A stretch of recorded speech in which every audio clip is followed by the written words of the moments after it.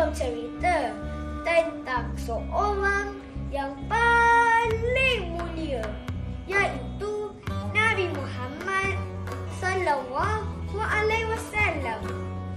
Nabi Muhammad dilahirkan di Mekah pada hari Isnin 12 Rabiul Awal, iaitu bersamaan 20 April tahun 971 Masihi, tahun gajah. Kawan tahu tak kenapa dipanggil tahun gajah?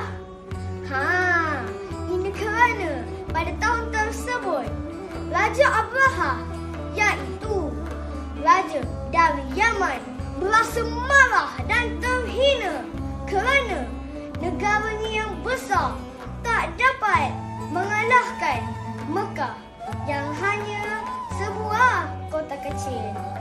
Raja Abraha mengambil keputusan untuk menghancurkan Kaabah.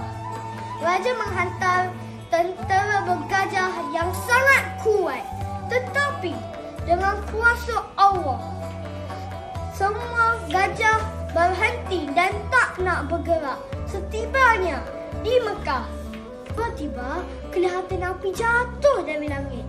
Rupa-rupanya ia adalah pasukan burung ababil yang membawa gumpalan batu panas dari neraka. Tentera bergajah pun kalah. Peristiwa inilah dikenali sebagai Tahun Gajah. 12 Rabiul Awal Tahun Gajah, Aminah melahirkan seorang bayi laki yang sangat istimewa, turunan Nabi Ismail, iaitu Nabi Muhammad sallallahu alaihi wasallam. Abdul Muttalib, iaitu datuknya, memberi nama Muhammad yang bermaksud terpuji. Kalian tahu tak, Nabi Muhammad telah menjadi anak yatim. Baginda kehilangan ayahnya Abdullah sejak dalam kandungan.